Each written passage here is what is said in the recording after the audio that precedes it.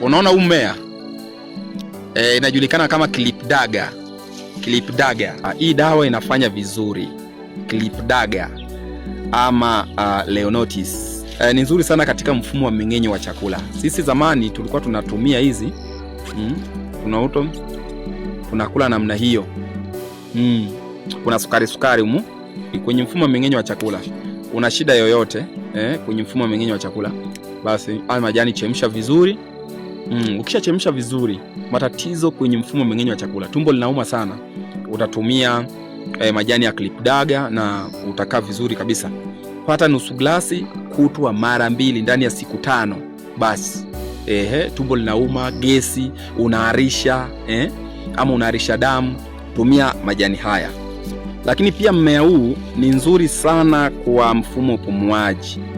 Kimaana kwamba matatizo kwenye mfumo upumuaji, unapumua kwa shida, chemsha majani yake haya vizuri, upate chai yake nusu glasi kutwa mara 2, itakusaidia sana ndani ya siku 14.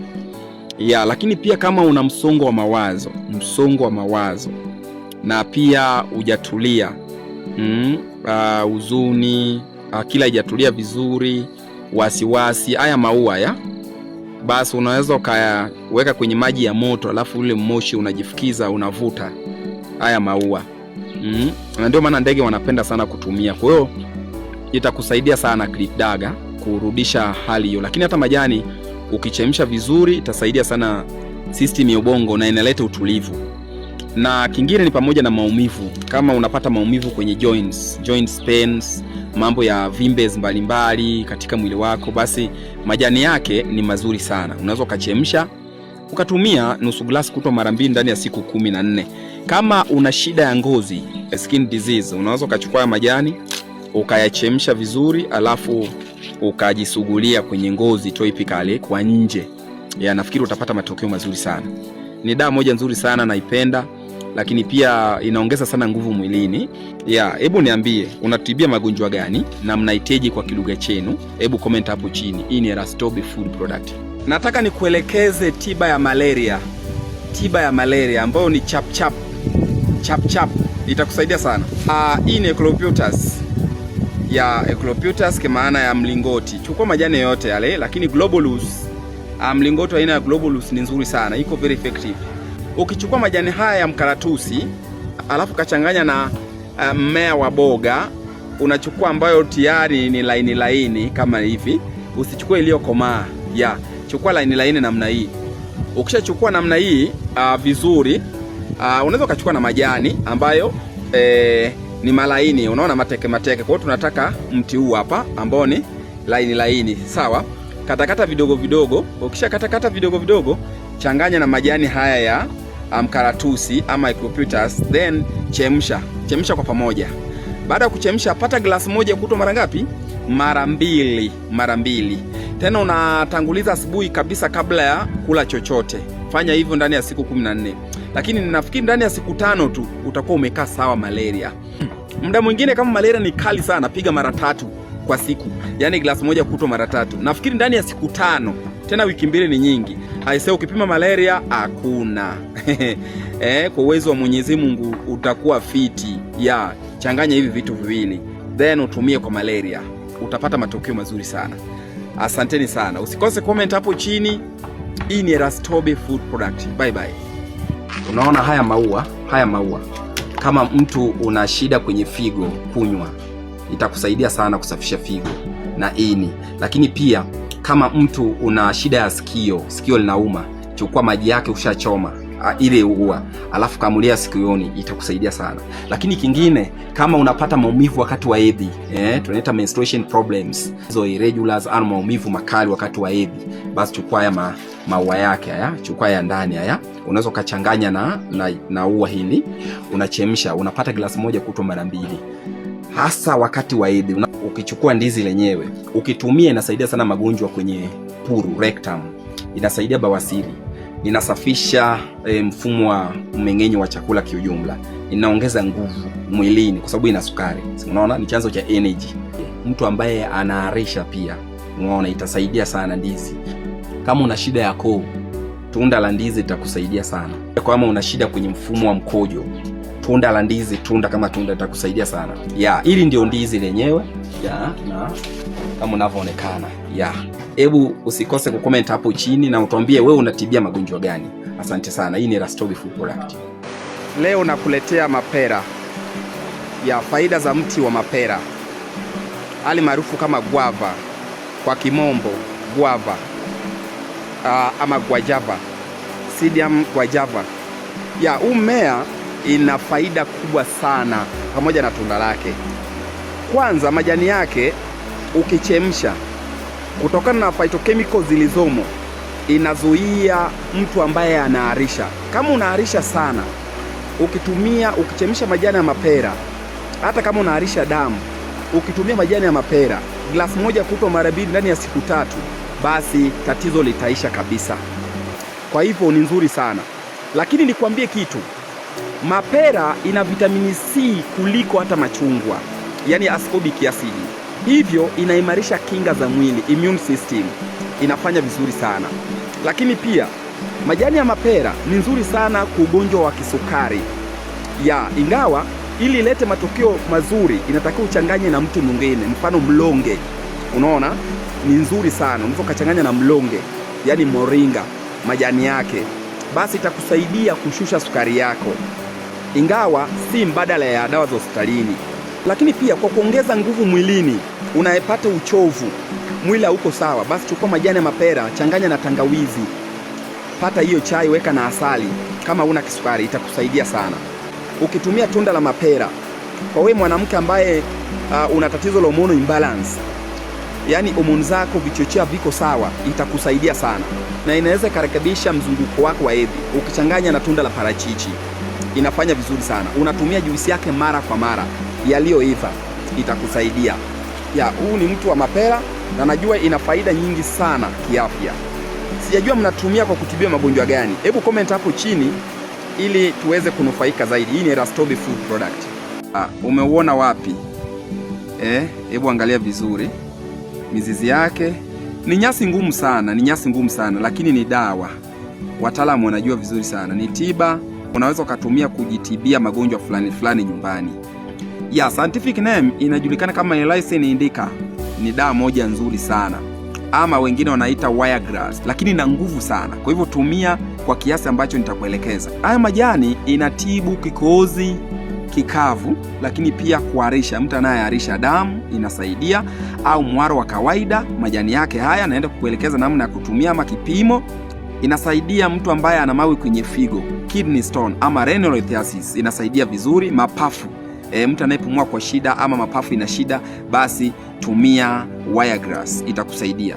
Na pia inasaidia magonjwa ya moyo, na pia matatizo ya ini kama cirrhosis, hepatitis, homa ya ini na magonjwa mengine ya ini. Liver fat content, ini kuwa na mafuta, basi inafanya vizuri sana. Inaweza kusaidia pressure yako kukaa vizuri muda mwingine. Kwa kutatua au kutibu magonjwa hayo, inatakiwa uchukue chai yanayotokana majani yake, decoction ama infusion. Kwa hivyo unaweza ukaweka kwenye maji ya moto, aidha ukachemsha ukapata chai yake. Na inatakiwa utumie vijiko vikubwa 3 tu kutwa mara 3. Utapata matokeo mazuri. Changanya na tangawizi, chemsha pamoja na tangawizi, itakusaidia sana. Kwa kutibu maumivu ya mifupa, lumbago, mambo ya sprains, kiuno inauma sana, unapata maumivu makali, unachotakiwa kufanya ni kuchukua haya majani, katakata vidogo vidogo. Baada ya kukata vidogo vidogo, chukua manjano pamoja na black pepper, yani pilipili mtama ya unga, zichanganye pamoja. Alafu fanya kama unaziblend au unavikatakata vidogo vidogo, alafu fanya kama unavichemsha kidogo pamoja. Yani nilikuwa nahitaji utengeneze kama paste fulani, yani kama uji fulani ama tope fulani hivi, isiwe maji sana. Kwa hivyo angalia namna ambavyo unaweza kutengeneza kama tope fulani. Alafu unaweka kwenye kitambaa cheupe, kama unafunika namna hii. Then ikiwa ya moto, weka kwenye kiuno au apply pale ambapo panauma, unafunikia. Itakusaidia sana. Unaweza kufanya kwa siku mara moja. Baada ya hapo unakausha, unachukua mafuta ya mnyonyo ambao ni original, unachua. eneo hilo, hakika utapata matokeo mazuri sana. Kwa hiyo utafanya hivyo mpaka pale utakapopata matokeo mazuri. Hebu tuambie, nyasi hii wewe unaijuaje? Unaitumieje? Na mnaiteje? Usikose comment hapo chini. Hii ni Rastobi Food Product. Unakohoa mpaka kifua kinauma, hata unapomeza mate kinauma. Sasa njia nzuri na rahisi, haihitaji gharama. Chukua limao nusu, chukua na chumvi kidogo, changanya, tumia kila siku usiku unaenda kulala. Kikohozi, kifua hakitauma tena na kinaisha chote. Angalia, leo nakuletea mmea huu. Unauona vizuri? Angalia vizuri kabisa. Ina miba. Hii inaelekea kukomaa lakini bado. Sisi tunaita awayo. Yes, awayo. Angalia vizuri kabisa. Kikwenu sije mnyewe mnaiteje. Nakuletea faida zake kiafya ya mmea huu. Of course ikiota inatambaa tu. Sasa mmea ni nzuri sana. Kwanza ni mboga moja tamu sana. Unaweza kula tena ukipika na maziwa safi kabisa. Mboga za asili ambazo hazipuliziwa hata dawa. Ukila lazima uwe strong. Lakini inatibu sana majipu ama vidonda. Unachukua haya majani yake haya hapa, alafu unatafuna ama unasaga vizuri, unaweka kwenye kidonda. Unaona, ukikamulia maji yake kwenye kidonda inakuwa safi kabisa. Lakini pia jipu, labda una jipu unataka ulipasue liive haraka, basi unachukua haya majani unatwanga, alafu unabandika pale, unaacha kwa muda. Utashangaa tu jipu of course inakuwa nyekundu, inaweza kapasuka hata yenyewe, ukapasua ukatoa damu na kadhalika, ukasafisha ukapona. Ni nzuri sana kwa mtoto ambaye anapumua kwa shida. Mtoto ana mucus, unakuta mtoto anapumua kwa shida usiku, kama hewa anapata tu vizuri, labda madirisha yako vizuri, lakini unakuta mtoto wako bado anapumua kwa shida, basi ukichukua majani unatafuna wewe mama. Ukishatafuna vizuri, alafu yale maji yake unamwekea puani kwa kupitia mdomo wako, unaona, unampulizia puani, basi mtoto atakaa vizuri. Lakini pia tunasema kwa mtu ambaye amevimbiwa, unaona, umevimbiwa, tumia huu mti, unaona, wa awayo, itakusaidia sana. Ingawa zipo za aina nyingi. Mizizi kwa mtu ambaye anakojoa kwa shida, basi unaweza kutafuna mizizi yake ama ukachemsha, itakusaidia sana. Hebu niambie, kwa kilugha chenu mnaiteje huu mmea na mnatibia magonjwa gani? Usikose kucomment hapo chini. Leo tuna Black Nightshade, jina la Kiingereza, lakini scientific name inajulikana kama Solanum americanum. Na Kiswahili inajulikana kama mnavu. Lakini nyanda za juu kusini wanaita sungwe. Hii mboga hii ni mboga moja nzuri sana na ni tamu sana. Kuna watu wanatoka kanda fulani wanaweza kaufahamu kwa haraka, lakini ni tiba moja nzuri sana pia. Hii mboga ina vitamini A kwa kiasi kikubwa. Kwa hiyo ni nzuri sana kwa ajili ya macho ama seli za macho, eye cell. Itakusaidia kuona vizuri kwa sababu ina vitamini A kwa kiasi kikubwa. Lakini pia ina vitamini C, na pia hii mboga ni nzuri sana kwa kuimarisha kinga za mwili, immune system, kwa sababu ina ascorbic acid. Na ni nzuri sana kwa ini, liver, ni liver support. Yes, unaweza ukaichemsha vizuri, lakini itakuwa ive vizuri. Baada ya kuichemsha vizuri, basi unaweza ukapata glasi moja kutwa mara mbili ndani ya siku 14 ama siku 7, ukajitazamia, utakaa vizuri sana. Black Nightshade, Solanum americanum ni nzuri sana.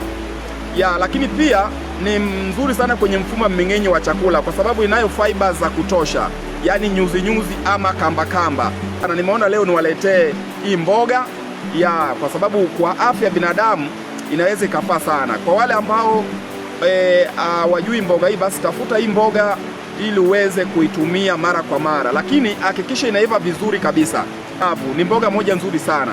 Kama unasikia tumbo lina shida, ama unapata maumivu makali tumboni, ama una minyoo ama typhoid ama amiba, basi tumia mnavu. Ni chungu lakini ni mboga moja nzuri sana, itakusaidia. Unaweza ukachanganya na majani ya papai ikakusaidia sana. Sijajua kwa wewe unatibia magonjwa gani ama mnaiteje kwa kilugha chenu? Hebu comment hapo chini na utuambie kazi yake. Hii ni Rastobi Food Product. Kama unasumbuliwa na miguu au kuna mtu unamfahamu anasumbuliwa na miguu, ni very simple. wewe unaweza ukafanya ukamsaidia huyo mtu, kama si wewe, jirani yako, mama yako, dada yako. Kama si leo, inaweza ikawa kesho. Kwa ni muhimu sana clip kama hizi kuzifunza. Lengo la kutoa wewe usihangaike. Kwa matatizo huwa hayapigi hodi. Inaweza ikawa si leo, ikawa kesho. Alafu kesho clip ishakuacha, ujui namna gani ambavyo unaweza ukafanya ukatatua changamoto ya miguu. Na dhumuni ya hii clip ni kukusaidia usipoteze gharama, kwa sababu chanzo cha umaskini pia maradhi yanafanya watu kuwa maskini. Kwa sitamani kuona watu wanakuwa maskini kwa sababu ya maradhi. Wewe unaweza ukafanya tu mwenyewe. Haijalishi unasumbuliwa na mguu namna gani, haijalishi miguu inauma namna gani, unaweza ukafanya tu na ukajitatua kwenye hiyo changamoto. Nini cha kufanya? Ni very simple tu. Yaani sio vitu unavitafuta ni vingi. Ni limao, mbona unajua ni limao hili? Hili limao rafiki yangu. Hili limao unajua wewe. Likate, chukua asali, weka pale kwenye ile asali, kwenye kile kipande cha limao. Jisugulie kuanzia kwenye goti kushuka chini mpaka kwenye nyayo. Jisugulie mara kwa mara. Ndani ya muda wa siku 7 utaanza kupata matokeo. Kama tatizo litakuwa sugu, endelea tu, lakini utaanza kupata matokeo. Yaani utaanza kutumia, utaanza kuona mabadiliko. Ni asali tu na limao. Kwani asali shilingi ngapi? Ziko mpaka za buku zinapimwa. Limao shilingi 100, 200 kijijini, mpaka bure unaenda kuchuma. Lakini kuna mtu sasa hivi anateseka na miguu eti iko kijijini. Hii ni vitu vipo vya bure kwa sababu hajui. Umeelewa? Sasa uende ukawa wewe hapo kuna tatizo hili, lakini kuna mtu anateseka. Share hii video, wengine wajifunze, rafiki yangu. Mimi na wewe tunaweza tukawasaidia wale ambao ni matatizo. Umeelewa? Na pia inaweza kusaidia wewe hiki. Ni furaha yangu kuona tunafanikiwa. Hii ndio maana halisi ya Manyanga African Power. Maradhi yanasababisha umaskini. Sitamani kuona wewe unakuwa maskini. Asante sana. Mungu akusimamie, Mungu akubariki mtu wangu. Shukrani. Nikiwa nakuwa nilikuwa najua haya majani ya mpera ni tiba ya tumbo tu la kuharisha. Mama yangu alikuwa anatumia majani machanga, ukiumwa tumbo anakusagia, anatwanga yale maji yake anakupa. Kata kuharisha kunaisha maumivu ya tumbo. Lakini leo niko hapa kukujuza faida za majani ya mpera kwenye mwili wako wewe kama binadamu. Unajua asili na kila kitu cha kututibu sisi na kutusaidia kuwa na afya njema. Sasa moja ya kitu kizuri sana cha kwanza kuhusu majani ya mpera, yanasaidia sana kwenye kupungua uzito. Kwa wale watu wa weight loss, unaweza ukatumia chai ya majani ya mpera, inakusaidia. 2, kwenye fertility, kwenye uzao. Watu wanasema hivi, kama hutaki mapacha usinywe chai ya majani ya mpera. Yaani hii kitu ina boost fertility sana, both kwa wanawake na wanaume. Kwa wanaume wale ambao wana kitu kinaitwa low sperm count, yani zile mbegu ziko kiwango cha chini, wanasema kinaongeza sana. Na kwa wanawake inasaidia sana uzao. Kwa hiyo kwa wale wanaotafuta watoto, unachemsha hii chai, wanasema angalau unywe kwa siku 30 mpaka 60, yani mwezi mpaka miezi miwili, inasaidia. Lakini zina faida nyingi zaidi. Inasaidia kuondoa, yani kama una fangasi za mdomo, inasaidia kucontrol pressure na sukari. Sasa kwenye sukari, hii majani ya mpera chai yake inafanya kazi nzuri sana. Jamani, kwa wagonjwa wa kansa au kama mtu ana maumivu ya viungo, anachemsha hii chai ya majani ya mpera, majani 5 hadi 10. Wanasema kunywa chai yake mara 1 mpaka mara 2 kwa siku.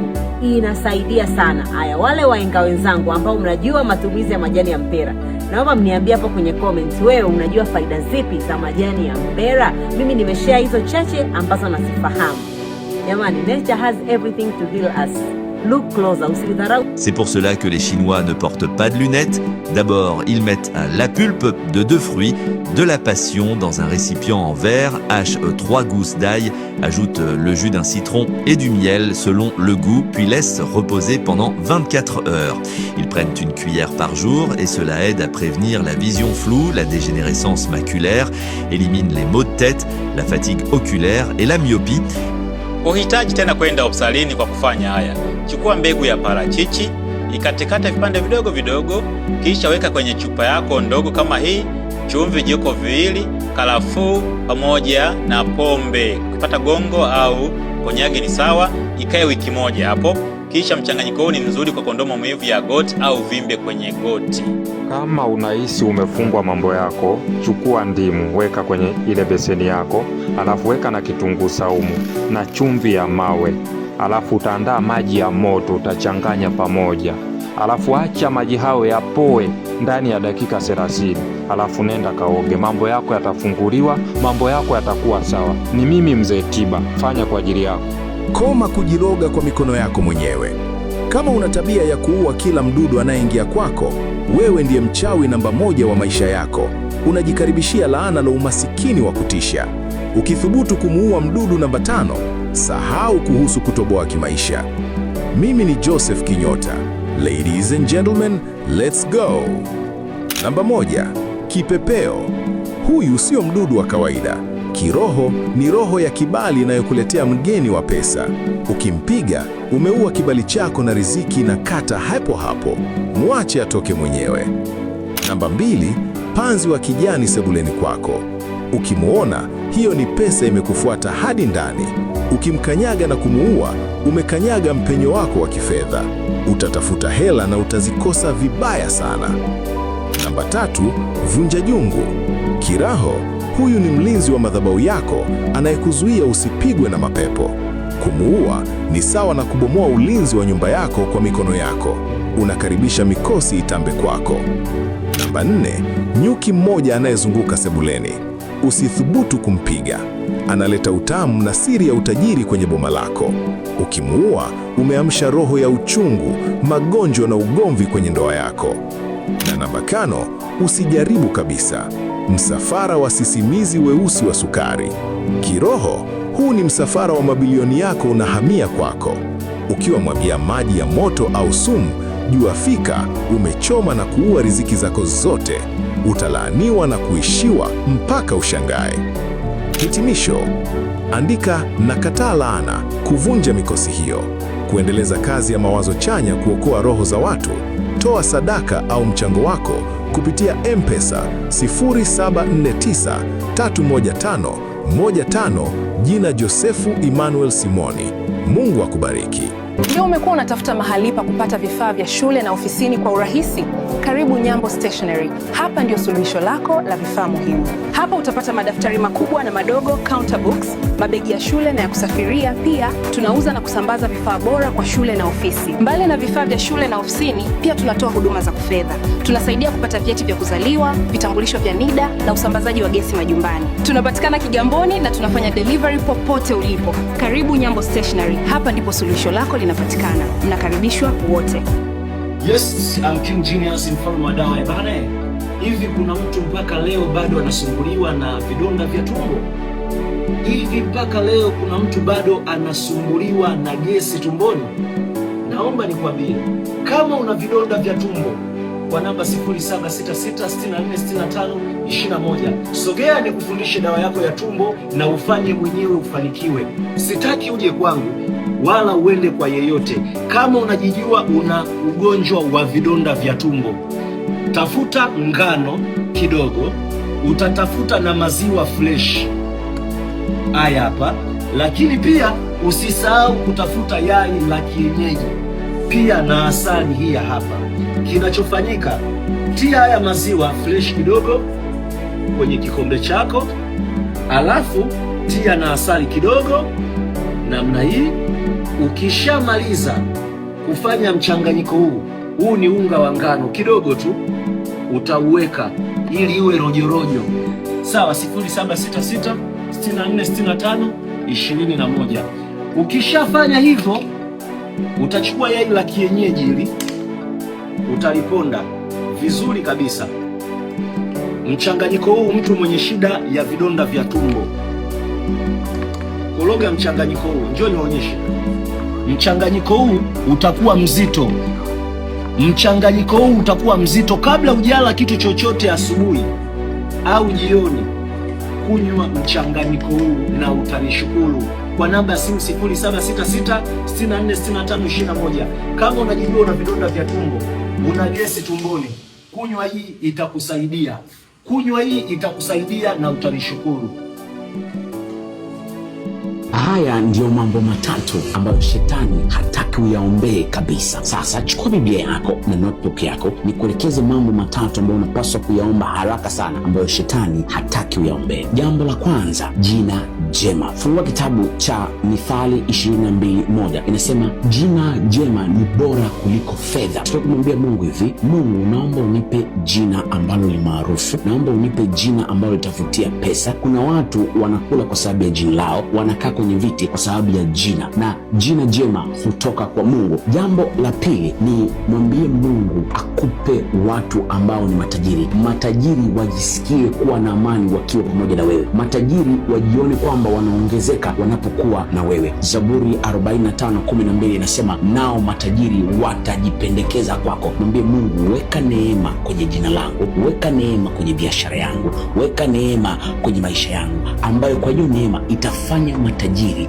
wawe karibu yangu siku zote. Maombi yako mengi yatajibiwa na hawa watu. Jambo la tatu, mwambie Mungu akupe afya iliyo bora. Bila afya bora jina ni bure. Isaya 58:11 inasema hivi, Mungu ataifanya mifupa yako kuwa na nguvu na chemchemi yako haitakauka. Mwambie Mungu, ninaomba ukanipe afya bora, ukaifanya mifupa yangu kuwa na nguvu. Nalimuona shetani akianguka kutoka juu kama radi.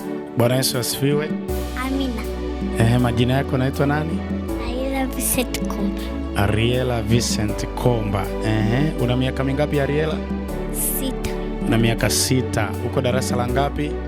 Darasa la kwanza. Darasa la kwanza. Ariela, unajua vitabu vya Biblia? Ndiyo. Unaweza ukatutajia vitabu vya Biblia kuanzia kitabu cha kwanza mpaka cha mwisho? Ndiyo. Haya, karibu tuanze.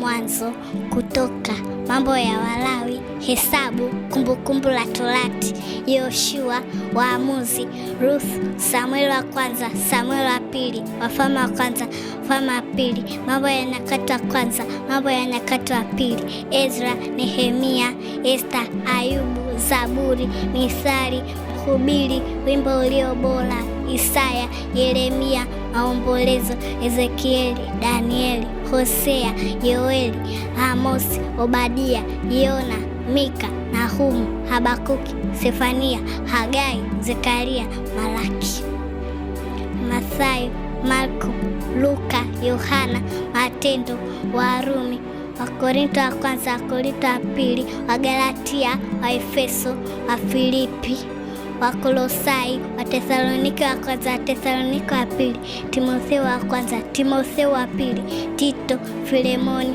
Waebrania, Yakobo, Petro wa kwanza, Petro wa pili, Yohana wa kwanza, Yohana wa pili, Yohana 3, Yuda, Ufunuo. Jina la Bwana libarikiwe. Amen. Hongera sana. Mlee mtoto katika njia impasayo, naye hataiacha hata atakapokuwa mzee. Mungu akubariki. Kabla haujasherehekea siku yako kuzaliwa, hakikisha unafanya hivi. Sasa chukua Biblia yako na notebook nikuelekeze. Siku moja kabla haujaenda kusherehekea ile siku ambayo ulizaliwa, fungua Ayubu 3 mstari wa kwanza unasoma mpaka mstari wa 5. Biblia inaonyesha kwamba Ayubu anailaani siku ya kuzaliwa, anasema isiwe na nuru ile siku ambayo alitoka tumboni kwa mamake. Wachawi ama walozi wakaitie laana na ile siku ikasaulike kwenye kalenda ya mwaka. Kwa hiyo unachotoka kufanya ni kuongea kinyume na yale maneno ambayo Ayubu aliongea. Unataka pia kufungua Yeremia 1:5 ambaye inasema, kabla siku tumboni kwa mamako nalikujua na alikuchagua kuwa nabii wa mataifa. Sasa kuna lengo ambalo Mungu alikuwa ameshakuwekea kabla hajakuwekea tumboni kwa mamako. Lakini inawezekana kwa miaka ambayo umeishi mpaka ulipofika hapa, umekuwa unaishi nje ya ule mpango wa Mungu. Utakwenda kumwambia Mungu hivi, kesho tarehe fulani utakwenda kutaja tarehe na kwenda kusherehekea siku ya kuzaliwa na kwenda kutimiza miaka fulani kuendana na kalenda ya ulimwengu huu. Siku yangu ya kuzaliwa, siku ambayo mimba yangu ilitungwa, siku ambayo kitovu changu kilitengana na mama yangu. Inawezekana kuna laana ilitumwa. Ninatamka nuru siku yangu ya kuzaliwa, ninaikomboa kutoka kwenye mikono ya adui. Ikawe ni siku ambayo ikaonekane, na kuanzia leo siku yangu ya kuzaliwa ikahesabike katika mwaka. Kwanza mwaka ninaoingia, ninakwenda kuishi katika mpango wa Mungu, na ninatoa unabii kuanzia siku ya leo. Sitaondoka kwenye ulimwengu huu bila kutimiza kile ambacho Mungu alikuwa amekileta kwenye maisha yangu. Usitumie usiku kufanya uovu. Kama wewe ni mzaliwa wa kwanza ama a breadwinner kwenye familia yenu, sasa ngoja nikuonyeshe sala moja yenye nguvu sana, na mstari huu mmoja Biblia ambao unapaswa kusoma mara kwa mara, na mambo yako yataanza kwenda vizuri. Sasa chukua Biblia yako na notebook nikuelekeze. Kuwa mzaliwa wa kwanza sio tu kuwa wa kwanza kutoka kwenye tumbo la mama yako, lakini pia wa kwanza kumiliki fedha kwenye familia yenu, wa kwanza kusoma, wa kwanza kuwa tajiri, wa kwanza kutoka nje ya nchi, wa kwanza kufanya biashara, wa kwanza kufanya jambo lolote ambalo kwenye familia yenu hakuna ambaye amefanya. Sasa shetani haangalii kwamba wewe umetoka kwa kwanza kwenye tumbo la mama yako, yeye anaangalia kwamba wewe ni mbegu, na hicho ambacho umekifanya kitaendelea kuzalishika kwenye familia yako, kwamba watatoka matajiri wengi, watatoka wafanyabiashara wengi, wasomi wengi. Sasa hicho ndicho shetani ambacho anakikataa. Unataka kumwambia Mungu, Bwana Yesu, kuanzia sasa ninakiri ni Bwana mwokozi wa maisha yangu na kukabidhi maisha yangu mimi kama mzaliwa wa kwanza kwenye familia yangu, mimi ambaye kwenye familia yangu ndio nategemewa. Ninakuomba Mungu wa mbinguni, bila wewe sitaweza, na najua kwamba shetani ananiwinda mimi kwa sababu mimi ni mbegu ambayo itazalisha wasomi wengi, wafanyabiashara wengi. Utatajia sasa ile kitu ambayo wewe unaifanya sana wa kwanza kwenye familia yako. Alafu utakwenda kufungua Zaburi 91, utakwenda kusoma yote, lakini utakwenda kumwambia Mungu hivi, ninatangaza kuanzia sasa, malaika waliotumwa kulinda mimi, hakikisheni ya kwamba hakuna baya linalopata mimi kwa sababu ya uzaliwa wangu wa kwanza, na milango yote ambayo iko wazi ambayo adui anaipanga kutumia milango ili kuniangusha, hiyo milango ninaifunga kwa jina la Yesu.